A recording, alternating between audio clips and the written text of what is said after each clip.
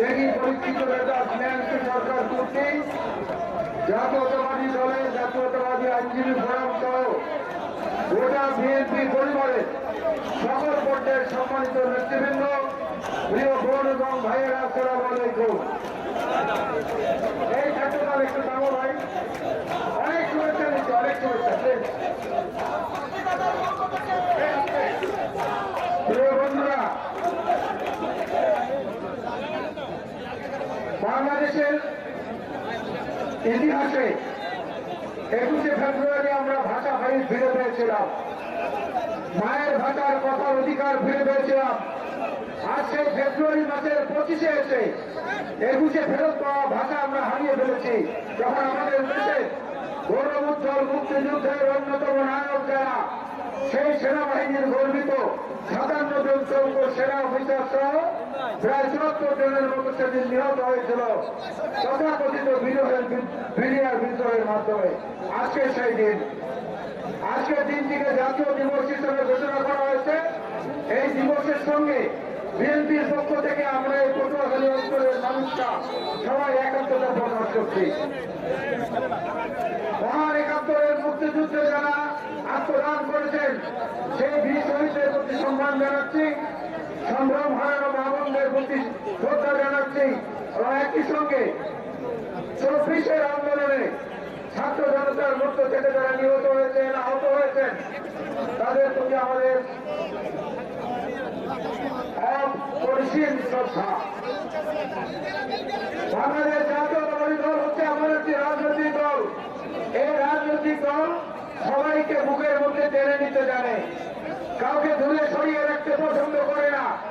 পছন্দ করে না বলেই বেগম খালেদা জিয়া যতবার তার জীবনে জাতীয় পর্যায়ে হোক, জাতীয় সংসদে হোক, অন্য যে কোনো জায়গায় হোক, মানুষের সামনে কথা বলেছেন, সমস্ত নেতাদের নাম লাইন করে সবাইকে সম্মানের সঙ্গে সম্বোধন করেছেন। শের বাংলাকে ফজল হক, হোসেন শহীদ সরবর্তী, মৌলানা আব্দুল হামিদ খান ভাসানী, আওয়ামী লীগের নেতাকে সহ সবার শেষে তিনি বলতেন তার নিজের স্বামী এবং নিজ দলের চেয়ারম্যান জিয়াউর রহমানের কথা।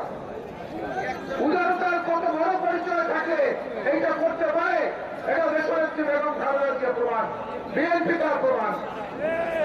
আমরা প্রমাণ করেছি যখন জিয়াউর রহমানের সমাধিস্থল সেখান থেকে তুলে নিয়ে তাকে অন্যত্র খবর দেওয়ার জন্য ওই জায়গাটাকে ঘুরে তুলে ফেলবে, এই জন্য জাতীয় সংসদে আলাপ করছিল শেখ হাসিনা এবং তার চামচারা।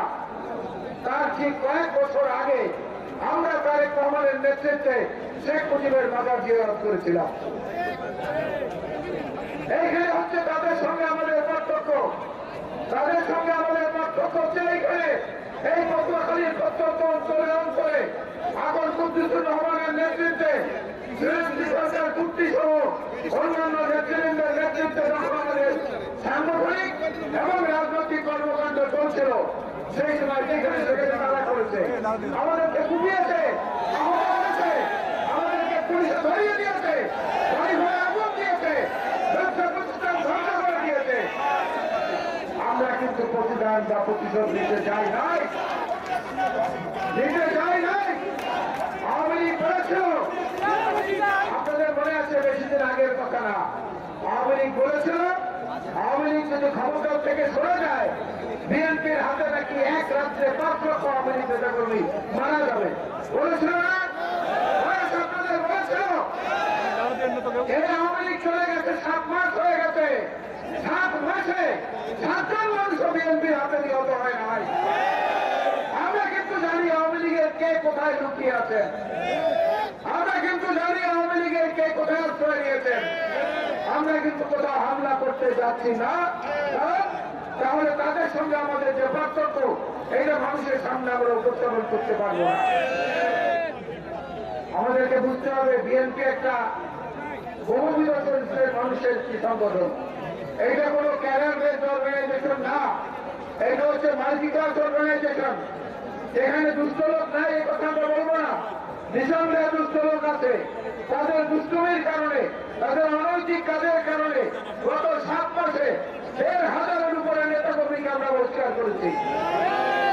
আমাদের বহু নেতা কর্মীকে আইনশৃঙ্খলা বাহিনী গ্রেফতার করেছে।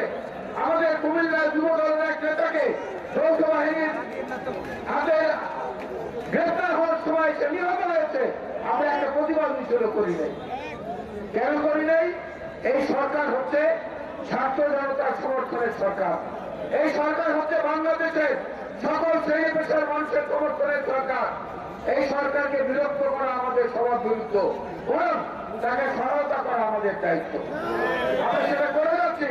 আমাদের নেতা তারেক রহমান বারবার সেই কথাটাই বলছেন। আমাদের দেশনেত্রী বেগম খালেদা জিয়া লন্ডনে চিকিৎসার জন্য যাওয়ার পূর্বেও জাতির উদ্দেশ্যে সাংবাদিকদের মাধ্যমে বলে গেছেন, প্রতিহিংসা নয়, ভালোবাসার রাজনীতি স্থাপন করতে হবে। এই উদাহরণ বাংলাদেশে কেন? পৃথিবীর কোথাও খুঁজে এরকম একটা উদাহরণ পাবেন না যে এত উদার, গণতান্ত্রিক এবং সবাইকে বুকের মধ্যে টেনে নিয়ে জাতীয়তাবাদের রাজনীতি করে। সেই দলটির নাম হচ্ছে বাংলাদেশ জাতীয়তাবাদী দল। আজকে গর্ব করে আমরা সেই পরিচয় দেই।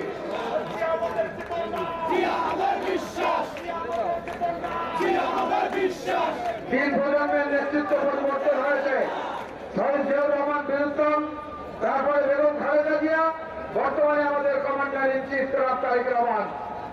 আপনি দেখেন এই তিন নেতৃত্বের মধ্য দিয়ে পরিশোধিত হতে হতে প্রায় 1.5 যুগ ধরে বিএনপির এক একজন ত্যাগী অন্তঃপ্রাণ নেতা কর্মী আজকে পুরে পুরে খাঁটি সোনায় পরিণত হয়েছে। তাদেরকে দিয়ে ইচ্ছা করলেই কোনো কাজ করানো যাবে না, তাদেরকে দিয়ে ইচ্ছা করলেই কোনো অনৈতিক ব্যাপারে ধরানো যাবে না। আমরা বাঁচতে শিখেছি, আমরা লড়তে শিখেছি, আমরা লড়েছি, প্রমাণ করেছি, লড়েছি এবং করেছি। দেশের জন্য লড়াই করেছেন জিয়াউর রহমান, দেশ গড়েছেন জিয়াউর রহমান। দেশের জন্য লড়াই করেছেন বেগম খালেদা জিয়া, দেশ গড়েছেন বেগম খালেদা জিয়া। আগামী দিনে এই ধ্বংসপ্রাপ্ত অর্থনীতির দেশ গড়বেন আমাদের প্রিয় নেতা জনাব তারেক রহমান। এই লড়াই এবং এই গড়ার কাজে বাংলাদেশ জাতীয়তাবাদী দলের চেয়ে আর ভালো কেউ করতে পারবে আমি এটা মনে করি না। এখানে একটা কথা, আমাদের উপস্থিত অনুপস্থিত সকল সিনিয়র, সমবয়সী, সমপর্যায় এবং এর নিচের দিকে নেতাকর্মীদেরকে উদ্দেশ্য করে বলতে চাই, আমরা যে যত বড় পদের অধিকারী হই না কেন, যে যত বড় নিজেকে অহংকারী মনে করি না কেন, যে নিজে যত বড় শক্তিশালী কিংবা জনপ্রিয় কিংবা অর্থশালী কিংবা অন্য কোনো বিষয়ে নিজেকে বড় মনে করি, কোনো লাভ নাই। আমার পেছন থেকে যদি বিএনপির সাইনবোর্ডটা সরে যায়, বিএনপির পরিচয়টা সরে যায়, বাজারে আমার 10 টাকা মূল্য কেউ দেবে না। এই কথাটা দয়া করে উপস্থিত অনুপস্থিত সবাই মনে রাখবেন। যদি মনে না রাখেন, যার যার পরিণতিটা আপনার ভোগ করতে হবে। বিএনপি হচ্ছে একটা বিশাল সমুদ্রের মতো। এই মহাসমুদ্র থেকে কয়েক লক্ষ, কয়েক কোটি লোক তুলে নিলেও এই সমুদ্রের কোনো সম্মান হানি হবে না, এই সমুদ্রের তরঙ্গতাতে থাকবে না। সুতরাং সবাই যেন আমরা বুঝে চলে যার যার জায়গা থেকে দায়িত্বটা পবিত্রতার সাথে পালন করি। আজকে আবার নতুন করে আগামী শুক্রবার ঘোষণা দেখা যাচ্ছে আসছে আগামী শুক্রবার ঘোষণা আসবে। আমাদের পরবর্তী প্রজন্ম, আমাদের সন্তান, আমাদের ছোট ভাইদের একটি সংগঠন, তাদেরকে স্বাগত জানাই, তাদেরকে স্বাগতম জানাই, ধন্যবাদ জানাই। আপনারা আসেন, মানুষের সামনে আপনাদের কর্মসূচি দেন। জুলাই আগস্ট অভ্যুত্থানে আপনারা আমাদের সাথে ছিলেন, আমরা আপনাদেরকে ধন্যবাদ দেই। আপনারা মানুষের কাছে যাবেন, মানুষ আপনাদেরকে বিবেচনায় নিবে, নেওয়ার পরবর্তী ফলাফলের অপেক্ষায় থাকতে হবে। তার আগে চুরি মেরে উড়িয়ে দেওয়ার চেষ্টা করবেন না, দয়া করে। বিএনপি চুরি মেরে উড়িয়ে দেওয়ার দল না। বাংলাদেশের মানুষের হৃদয়ের গভীরে যে দলের শিকড় অনেক শক্তভাবে গড়ে হয়ে আছে, সেই দলটির নাম হচ্ছে বিএনপি, বাংলাদেশ জাতীয়তাবাদী দল। এটাকে চুরি দিয়ে, টোকা দিয়ে এত সহজে কোনো কিছু করা যাবে না। দেখেন নাই, পাহাড়ের সাথে পাথরের সাথে মাথা ঠুকলে ওই পাথরের কিছু আসে যায় না, নিজের কপাল রক্তাক্ত হয়। সুতরাং বিএনপির সঙ্গে মাথা ঠোকাঠুকি করতে আসবেন না। শুধু নিজেদের কপাল রক্তাক্ত হবে, বিএনপির কোনো কিছু ইনশাল্লাহ হবে না। আরেকটা কথা বলে যাই, বিএনপির প্রতীকটা হচ্ছে ধানের শীষ। এই দেশে নৌকা আছে, এই দেশে লাঙ্গল আছে, এই দেশে দাঁড়িপাল্লা আছে।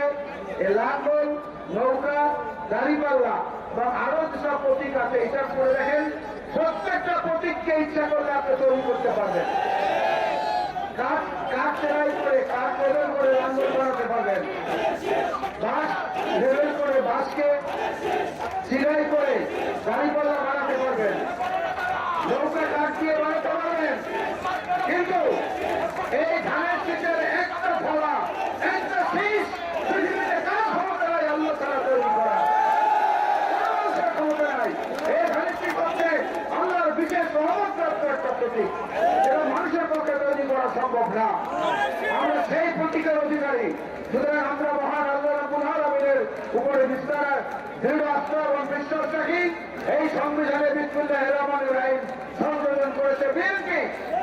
এই সংবিধানে করম করুণভাবে আল্লাহর নামে শুরু করছি, এই বাক্য সংশোধন করেছে বিএনপি। বিএনপি বলেছে সংখ্যাগরিষ্ঠ মানুষের ধর্ম রক্ষার জন্য যথাযথ সম্মান দিয়ে অন্যান্য মানুষের ধর্মীয় স্বাধীনতা পালন করে ফেলবে। আর কোন দলের গণতন্ত্রে এটা পাবেন না। আজকে পরীক্ষার সময় এসেছে, আপনারা আমার স্নেহের মোশাররফের পক্ষে স্লোগান দিয়েছেন, মামুন হাসান মামুনের পক্ষে স্লোগান দিয়েছেন, শ্রীলঙ্কা সরকার কর্তৃর পক্ষে স্লোগান দিয়েছেন, সব ঠিক আছে, আরো সবার পক্ষে দেন। এখানে ভাইস চেয়ারম্যান সাহেব, আমাদের দলীয় ভাইস চেয়ারম্যান আসাদ হোসেন চৌধুরী সাহেব ছিলেন, আজকে উনি নেই, অনেক পক্ষ স্লোগান দেন, কোনো সমস্যা নাই। কিন্তু একটা জিনিস মনে রাখতে হবে, দল থেকে যে সিদ্ধান্ত আসবে সেই সিদ্ধান্তের বাইরে গিয়ে কেউ হিরো হওয়ার চেষ্টা করবেন না, তাহলে হিরো হতে পারবেন না, জিরো হয়ে যাবে। এই কথাটি মনে রাখলে খুশি হব। আবার কবে আপনাদের সঙ্গে দেখা হবে জানি না, তবে একটা কথা বলি, আগামী নির্বাচন যত উচ্ছ্বাস আমরা দেখাই না কেন, আগামী নির্বাচন বিএনপির জন্য সবচেয়ে কঠিন পরীক্ষার নির্বাচন। দয়া করে এই কথাটা মনে রাখবেন। যত সহজে মনে করছেন নির্বাচন দিলেই হয়ে গেল, এত সহজ না। অনেকগুলো স্তর, অনেকগুলো বিভিন্ন দিক থেকে শক্তি এবং অপশক্তি মিলে বিএনপিকে ঠেকানোর জন্য চেষ্টা করছে। এই জন্য নিজেদের মধ্যে ভ্রাতৃত্ববোধ, নিজেদের মধ্যে বন্ধুত্ব, নিজেদের মধ্যে সৌহার্দ্য, এইটাকে যদি দৃঢ় না করেন, এর ভাগ দিয়ে কিন্তু প্রতি সরকার জাতীয় সরকারের অনুচরটা ঢুকে যেতে পারে। এর মধ্য দিয়ে কিন্তু ছদ্মবেশী এই কোলপাল্টানো কিছু দল আছে, কখনো আওয়ামী লীগের করে ওঠে, কখনো বিএনপির করে ওঠে, কখনো জাতীয় পার্টির করে ওঠে। সেই দলের লোকেরা কিন্তু ভাগ দিয়ে ঢুকে যেতে পারে। এই ভাগ তৈরি করা যাবে না, অত্যন্ত পরিষ্কারে ভাগ তৈরি করা যাবে না। আগামী নির্বাচনের কঠিন পরীক্ষার জন্য প্রস্তুত হন এবং সেই নির্বাচন আদায়ের জন্য যখনই তারেক রহমান সাহেব ডাক দেবেন, তখন সে আন্দোলনের জন্য প্রস্তুত থাকার মানসিকতা গ্রহণ করুন। ধন্যবাদ। আল্লাহ হাফেজ। বাংলাদেশ জিন্দাবাদ। বাংলাদেশ জাতীয়তাবাদী দল জিন্দাবাদ। শহীদ জিয়া বিরুদ্ধ অমর হোক। দেশনেত্রী বেগম খালেদা জিয়া জিন্দাবাদ। জনাব তারেক রহমান জিন্দাবাদ। আসসালামু আলাইকুম।